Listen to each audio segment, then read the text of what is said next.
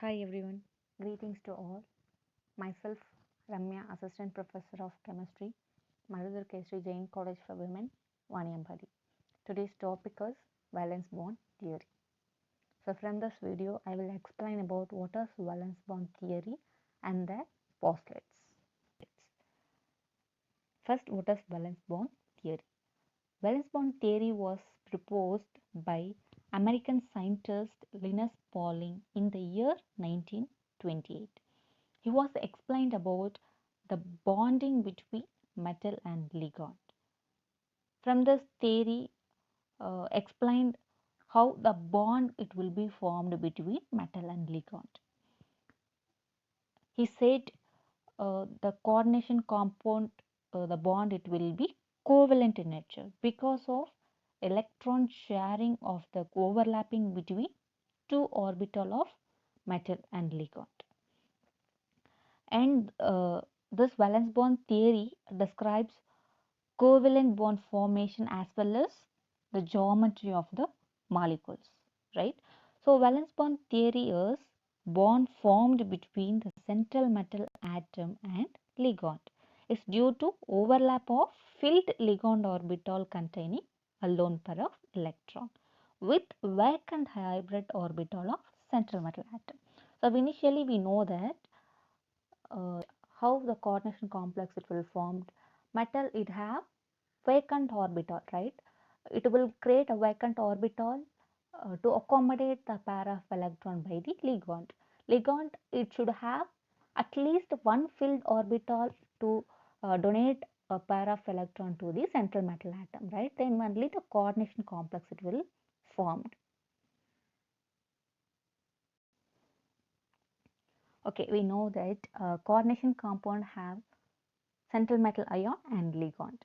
And using this VBT, valence bond theory, we can also identify the magnetic behavior, hybridization, etc.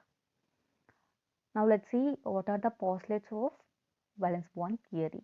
From first point, metal ligand bond in a coordination complex is covalent in nature because it is formed by sharing of electrons between the central metal atom and the ligand, that we know.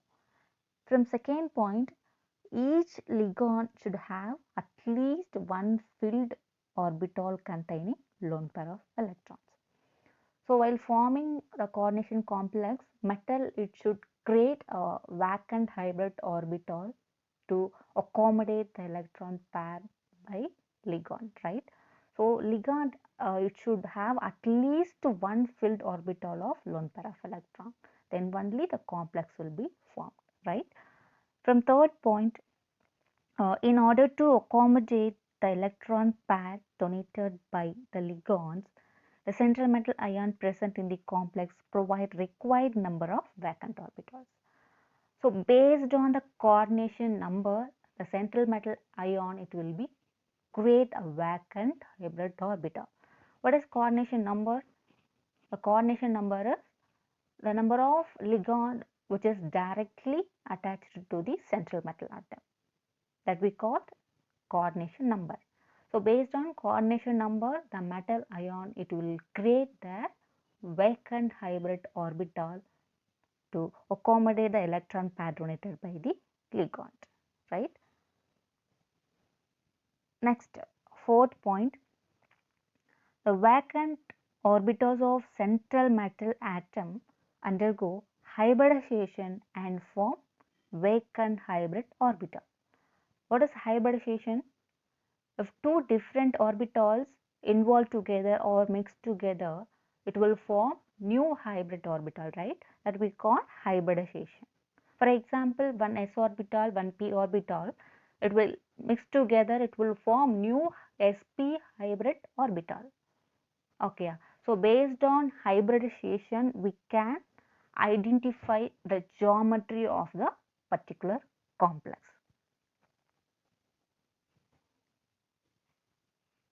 Next, okay, in fifth point, the vacant hybridized orbitals of the central metal ion linearly overlapped with filled orbitals of ligand to form coordinate covalent sigma bond between metal and ligand. So here the bond, it will be formed or overlapped linearly. Linearly means end to end. We know that there are sigma bond and pi bond. What is sigma bond? The end to end overlapping, it we call sigma bond. What is pi bond? The sidewise overlapping between two orbital, it we call pi bond, right? So here the metal and ligand, it will be linearly. Linearly means end to end overlapping between metal and ligand. So here formed coordinate covalent sigma bond between metal and ligand. Next, sixth point, the hybridized orbitals are directional and their orientation in space gives a definite geometry to the complex ion. So based on hybridization, we can identify the geometry of the particular complexes.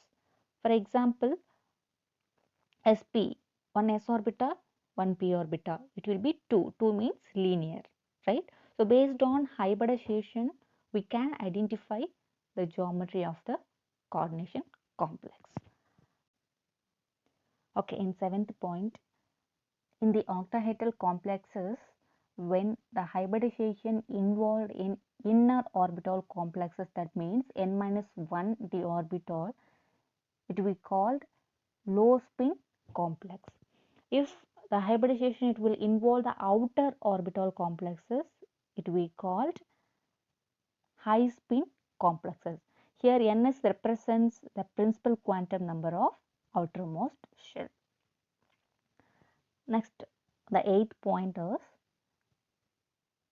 the complexes containing a central metal atom with unpaired electrons are paramagnetic.